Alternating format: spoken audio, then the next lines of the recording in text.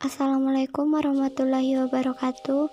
Puji syukur kita panjatkan atas kehadiratnya, karena atas limpahan rahmat dan karunia-Nya, sehingga kita masih dapat bertemu dalam keadaan sehat walafiat. Dan tak lupa pula saya ucapkan selamat datang dan selamat menyaksikan video kami. Semoga video kami dapat bermanfaat dan mampu memenuhi kriteria penugasan mata kuliah pendidikan kejuruan. Sebelumnya, perkenalkan kami dari kelompok 4, yaitu saya sendiri, Radita Kurnia, selaku moderator dan selaku pemateri pertama, dan rekan saya yaitu Dwi Fitriani selaku pemateri kedua. Adapun yang akan kami bahas yaitu mengenai aliran-aliran pendidikan. Selamat menyaksikan dan menyimak video kami. Adapun mata kuliah pendidikan kejuruan yang diampu oleh Profesor Dr. Joke Bet Salundung MPD dengan dosen mitra Dr. Nahyana MPD. Adapun pokok bahasanya yaitu nativisme, empirisme, dan konvergensi. Aliran nativisme. Istilah nativisme berasal dari kata nati yang artinya adalah terlahir. Aliran nativisme bertolak dari limitation tradition yang menekankan kemampuan dalam diri anak sehingga faktor lingkungan termasuk faktor pendidikan kurang berpengaruh terhadap perkembangan anak. Hasil perkembangan tersebut ditentukan oleh pembawaan yang sudah diperoleh sejak kelahiran. Lingkungan kurang berpengaruh terhadap pendidikan dan perkembangan anak. Tokoh aliran nativisme adalah Arthur Schopenhauer 1788 hingga 1860. Dia adalah seorang filsuf yang berkebangsaan Jerman yang sangat dikenal sebagai seorang yang pesimis dan pemahamannya terhadap realitas sebagian tidak masuk akal.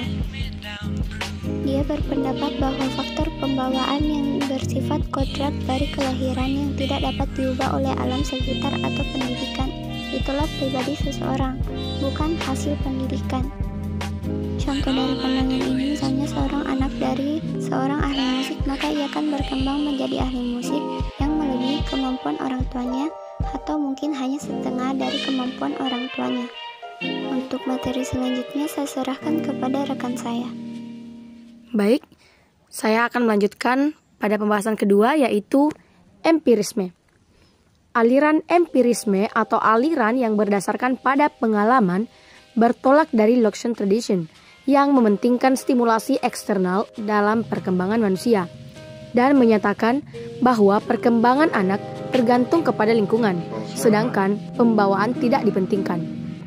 Pengalaman yang diperoleh anak dalam kehidupan sehari-hari ini didapat dari dunia sekitarnya yang berupa stimulan-stimulan. Stimulasi ini berasal dari alam bebas ataupun diciptakan oleh orang dewasa dalam bentuk program pendidikan. Aliran ini sangat berlawanan dengan aliran nativisme yang beranggapan bahwa perkembangan manusia tergantung pada faktor bawaan atau keturunan dan bukan dari lingkungan.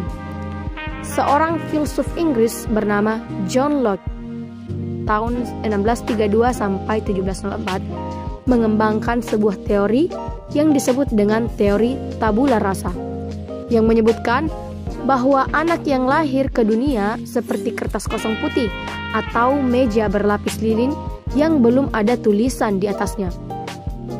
Oleh karena itu, kertas kosong tersebut dapat ditulisi sekehendak hati yang menulisnya, dan lingkungan itulah yang menulis kertas kosong tersebut. Menurut teori ini, kepribadian didasarkan pada lingkungan pendidikan yang didapatinya atau perkembangan jiwa seseorang semata-mata bergantung kepada pendidikan. Misalnya, ada dua anak lahir kembar, dan dari kecil mereka dipisahkan dan dibesarkan pada lingkungan yang berbeda. Satu dari mereka dididik oleh keluarga yang kaya raya dan disekolahkan di sekolah modern, dan yang satu dididik oleh keluarga miskin di sebuah desa. Ternyata pertumbuhannya tidak sama. Kelemahan aliran ini adalah hanya mementingkan pengalaman, sedangkan kemampuan dasar yang dibawa anak sejak lahir dikesampingkan. Padahal, ada anak yang berbakat dan berhasil meskipun lingkungan tidak mendukung. Dalam pandangan Islam, teori empirisme atau behaviorisme yang dikemukakan John Locke tersebut tidak sepenuhnya dapat diterima. Islam mengakui bahwa lingkungan atau pendidikan memiliki pengaruh dalam pembentukan pribadi anak. Ibnu Miskawai, Ibnu Sina, dan Al-Ghazali misalnya mendukung paham tersebut. Para filsuf Islam tersebut misalnya berpendapat bahwa jika lingkungan atau pendidikan tidak berpengaruh pada pembentukan pribadi manusia, maka kehadiran para nabi menjadi sia-sia. Kenyataan menunjukkan bahwa kedatangan para nabi, keadaan masyarakat menjadi berubah dari keadaan yang tersesat menjadi lurus, dari keadaan berbuat zalim menjadi berbuat baik, dari keadaan bodoh menjadi pandai, dari keadaan biadab menjadi beradab, dan seterusnya.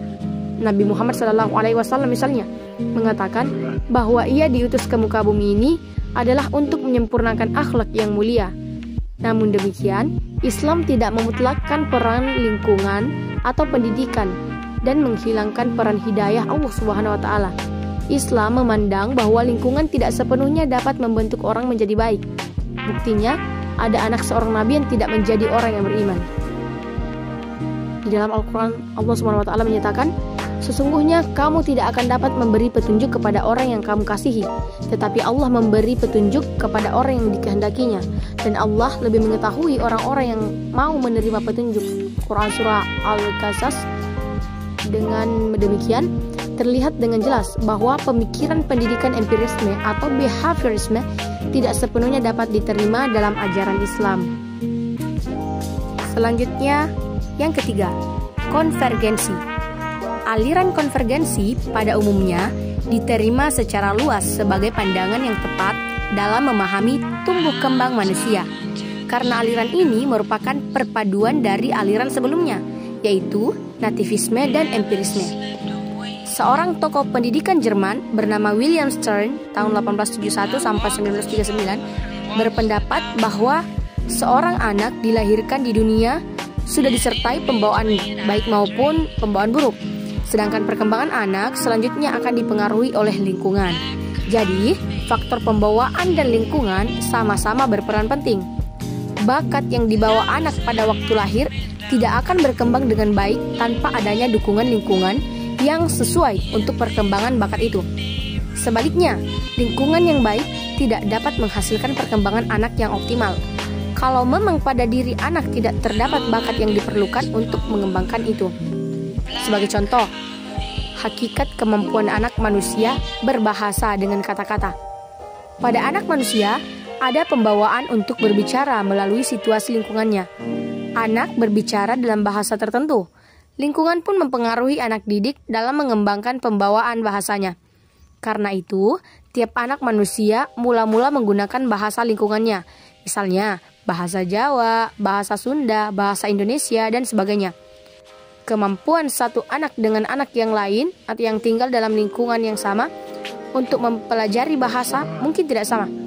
Itu disebabkan oleh adanya perbedaan kuantitas pembawaan dan perbedaan situasi lingkungan, biarpun lingkungan anak-anak tersebut menggunakan bahasa yang sama.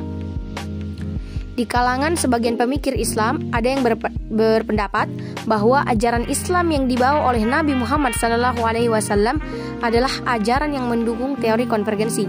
Pendapat ini didasarkan pada hadis Nabi yang artinya bahwa setiap anak yang dilahirkan telah membawa fitrah, maka kedua orang tuanya lah yang menyebabkan anak tersebut menjadi Yahudi, Nasrani, atau Majusi. Hadis riwayat Baihaqi. Namun demikian, Islam sesungguhnya lebih tepat dikatakan sebagai penganut paham konvergensi plus, yakni bahwa keberhasilan pendidikan selain disebabkan karena usaha manusia, juga karena hidayah dari Allah SWT. Hal ini dapat dipahami dari Quran Surah Al-Waqiah ayat 63-64 yang artinya, maka apakah kamu memperhatikan apa-apa yang kamu tanam? Apakah kamu menumbuhkannya atau kami yang menumbuhkannya? Dengan berpegangan ayat tersebut, maka Islam menganut paham konvergensi plus atau konvergensi yang memadukan antara usaha manusia dengan kehendak Tuhan. Hal ini sejalan pula dengan ideologi pendidikan Islam yang bercorak human-centris, yakni ideologi yang memahami penggabungan antara usaha manusia dan kehendak Tuhan. Demikianlah yang dapat saya jelaskan. Selanjutnya saya kembalikan kepada moderator. Baik, mungkin hanya itu yang dapat kami sampaikan. Kurang dan lebihnya mohon dimaafkan.